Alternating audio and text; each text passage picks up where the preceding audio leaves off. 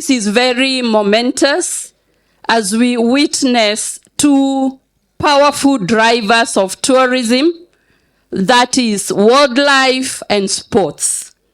And Homa Bay County has given us that fusion, and we have demonstrated to the country and to the world what Homa Bay has to offer. In terms of tourism, I just want to state that we have seen an upward trajectory. We are doing well. Last year in 2024, the country welcomed 2.4 million international guests, which is the highest ever in the country, and a very strong recovery after COVID. On the domestic segment, we reported about 5.1 million beds, and we did not even include Airbnbs, homestays, and other unlicensed establishments. So that is very strong performance for Kenya. But going forward, we have a target of 5.5 million visitors per year, which is quite a stretched target. Some of the strategies that we are employing includes diversifying the tourism products.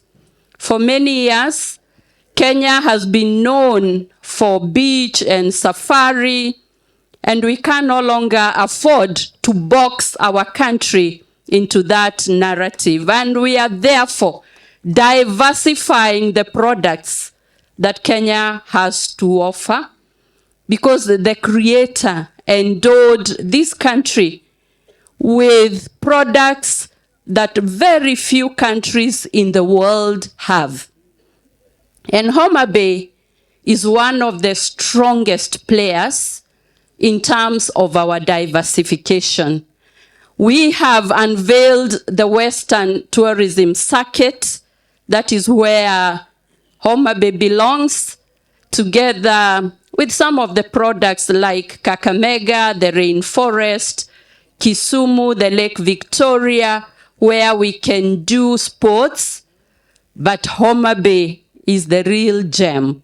If you look at the islands, if you look at the Lambo Valley, if you look at Ruma National Park, where we were yesterday, unfortunately, I missed some of the places, but I was in Sindo, and therefore I'm very happy because in meeting our targets, Homa Bay will be one of the counties that will help us achieve that. And therefore, Governor, I want to pledge that we will work closely with you. We will map the tourism products. We will do that, have them digitally.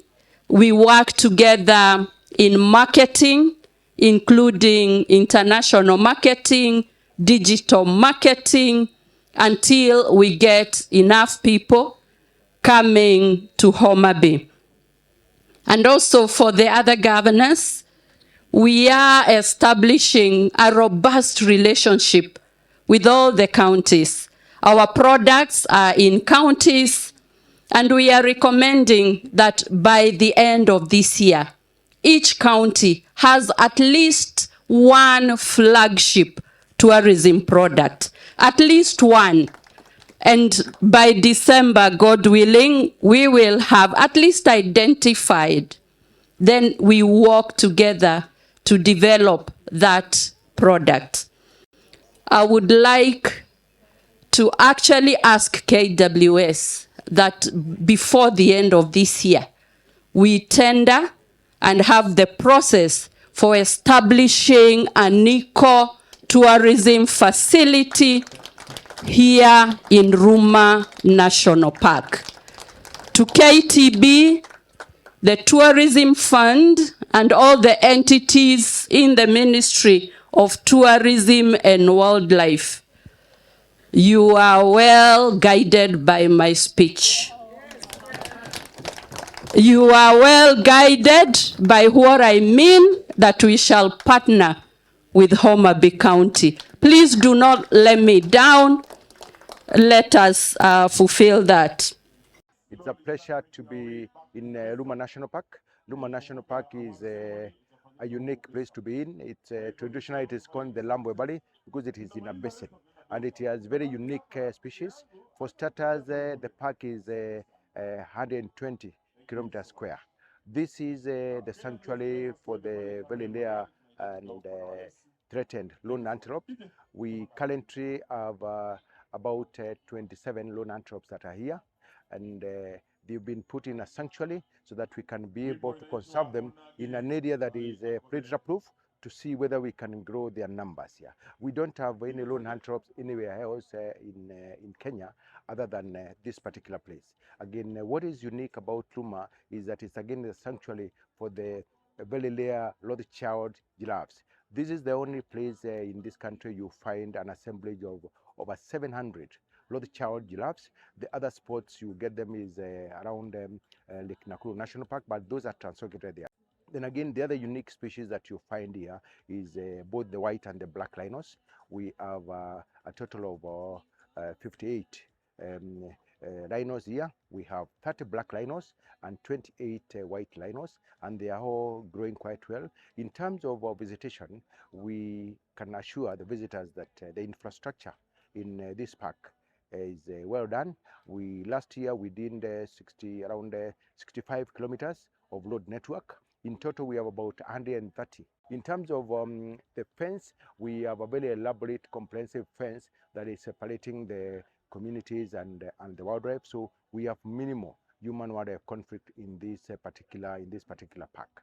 But to our travelers, to our visitors, this is the place to first visit when you are within the what we call the Western Circuit. As you visit Lake Victoria, as you go to Lake Kanyambole, as you go to Delhi Highland, and as you get into the Kakamegas, this is the only place that you come and you get the Rothschild giraffes, the lone antelopes, and the black and the white rhinos away from any other places. Yes. So those who don't want to drive on the road, you can always fly in and come and visit the park. So the airstrip is functional. It is 1.2 kilometers, which is adequate for small aircraft. And we also have an elephant. Those who want to chop around, they can be able to chop around. The story of the lone antelope is not quite interesting because we started off in the 1990s. The loans were close to about 50, but they've been declining in numbers. Why we have established the loan sanctuary is to ensure that they don't get extinct in this country. Last year, but one, we were able to get about 20 lone antelopes from Tanzania because we are within the same range, and unfortunately we lost quite a number, but the number is now building up. To have 28 of them in this country is something that we need to celebrate, and that is why the lone antelope plan is an important thing because it is bringing all the stakeholders together to come and think through how do we grow this population here. I mean, we are faced with a common problem as Kenyans that if this species run extinct, it will be a shame to this country. So we are putting all our efforts, all our resources together to ensure that we can be able to grow this population. Yes. Thank you.